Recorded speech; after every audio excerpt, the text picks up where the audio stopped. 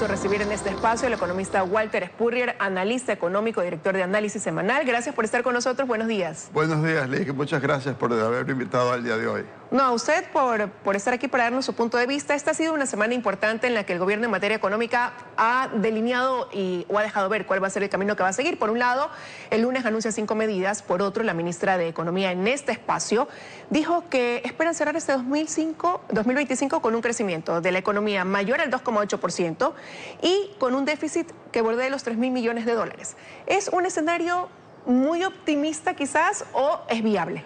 Bueno, es positivo que tengan unos metas optimistas, pero hay que ser escépticos. ¿Qué es lo que pueden hacer para tener ese crecimiento? En cuanto al déficit, probablemente están hablando del déficit del sector público consolidado, en el cual la deuda con el Seguro Social no cuenta. Pero las medidas que anuncian, por ejemplo, estas 5 medidas con las que pretenden recaudar 500 millones de dólares, ¿qué tanto en sintonía van con esta proyección para el término de este 2025 cuando queda medio año por delante? Bueno, no están en sintonía con el crecimiento económico porque esencialmente aumentan los costos, 400 millones de dólares al sector privado, habiendo hace poco la Corte Constitucional obligado a que les cobren otros 400 millones de dólares por el ISD sobre los insumos y los bienes de capital, o sea, son 900 millones de dólares al sector privado.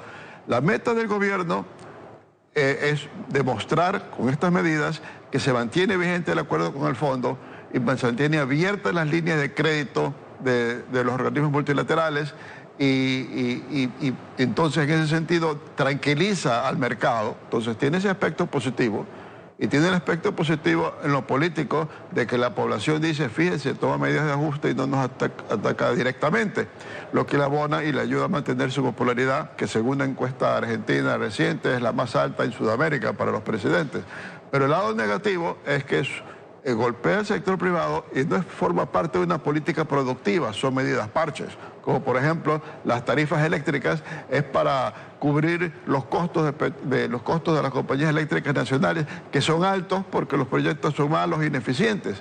Y lo que hay que ir es a que pueda haber inversión privada y decirle a las grandes empresas, yo ya no les voy a vender luz eléctrica a ustedes quien les venda, y que haya generadores privados. Ahí será de mercado. Pero se pudiera decir que son medidas insuficientes, pero necesarias para ir delineando un camino de lo que se puede venir en los próximos 4 años. Es un camino necesario para la parte fiscal, pero no para la parte productiva. O sea que eso abona a que los tenedores de bonos digan, bueno, el Ecuador sí está marchando por un camino fiscal, pero a la postre la posición fiscal tiene que apalancarse en que la economía crezca para que el fisco pueda tener más rentas, porque hay más producción, por lo tanto más renta a las empresas, más ventas, etcétera. Pero no hay una política productiva y por lo tanto el sector productivo no se ve por qué lado va a aumentar su producción para permitir que el crecimiento sea 2,8%. Porque por otra parte, por el lado del sector público, está comprometido por la disposición de la Corte Constitucional a reducir la producción petrolera. Entonces, es muy duro. Yo pienso que el 2,8 va a ser cuesta arriba. Ojalá que las autoridades tengan más adelante una política productiva y permitan mayor tasa de crecimiento económico. ¿Pero y cuál pudiera ser ahí el camino? Porque usted acaba de citar algo importante, la producción petrolera y el precio del petróleo a la baja, en donde se pudieran apalancar entonces incluso este dinamizador de la economía que se va a dar a través de la inversión estatal, que es lo que señaló el presidente. ¿Pudiera ser más endeudamiento? ¿Cuál es ahí el camino? Bueno, más inversión estatal solo podría venir si el gobierno consigue que, gracias a estas medidas, la comunidad internacional, los organismos multilaterales le presten más dinero. Pero parecería que por ahí sí va la cosa, porque la ministra ha tenido múltiples reuniones. Usted decía, estas medidas hasta cierto punto cumplen con lo que el Fondo Monetario Internacional dice, y el riesgo país bajó inmediatamente después del anuncio de las mismas. Bueno, claro, igual como subió cuando no estuvieron satisfechos con el discurso presidencial. Entonces, sí, pero todavía no se sabe si es que puede haber un mayor apoyo del fondo de lo que ya está comprometido. Pero lo importante sería de que hayan medidas que alienten al sector privado para invertir. Y estas medidas es un balde de agua fría al sector empresarial, que ahora están preocupados, el incremento de las tarifas eléctricas, los productos de los países vecinos van a poder ingresar y a lo mejor van a competir con los productos nacionales. Algunos productos de exportación pueden estar sufriendo. Los insumos acaban de subir por decisión de la Corte Constitucional. Los productos... los bienes de capital también van a subir por la disposición de la Corte Constitucional. Entonces, no se ve claro, no hay una política productiva.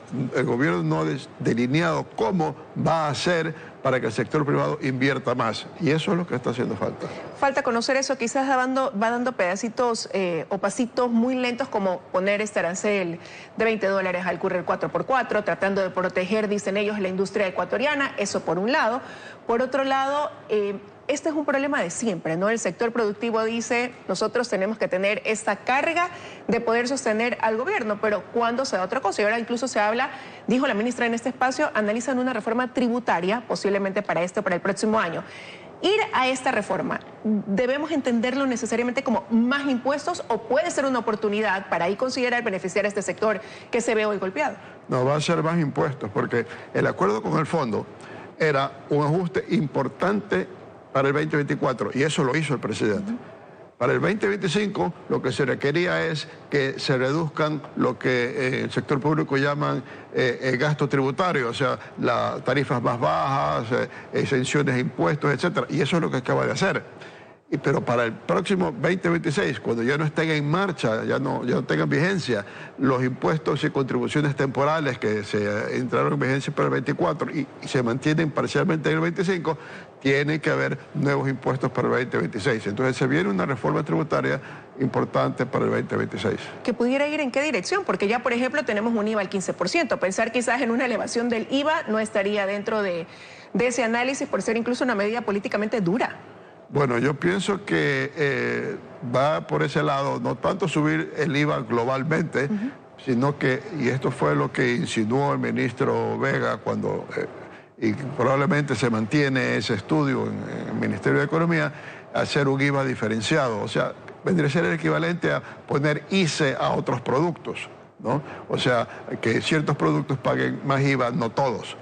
Y probablemente algún tipo de reforma del impuesto a la renta que termine que, aunque no cambien tanto las tarifas, se termine pagando más con las mismas tarifas porque se puede deducir menos de la base impositiva.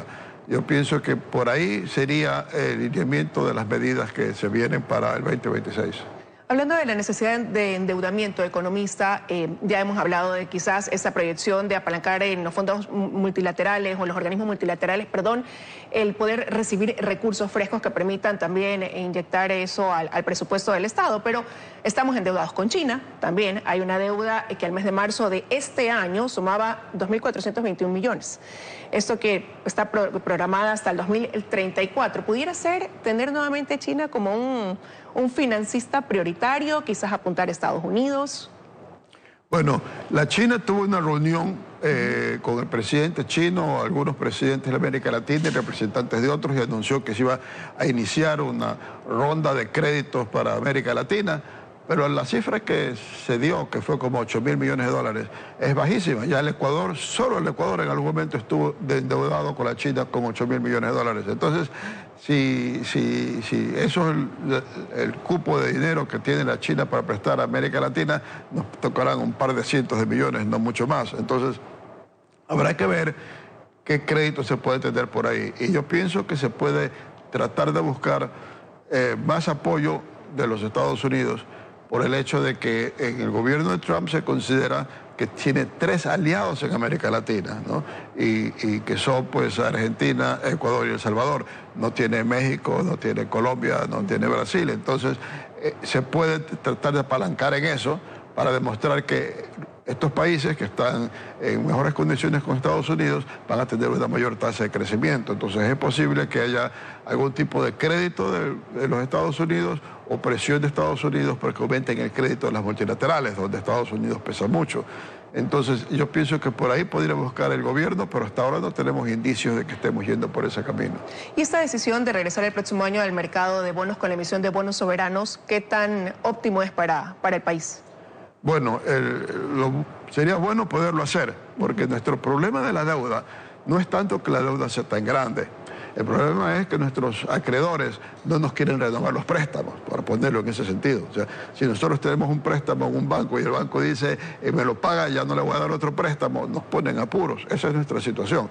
El momento que nosotros podemos emitir nuevos bonos para compensar con los que se vencen, el problema de la deuda disminuye sustancialmente y habría más dinero para invertir.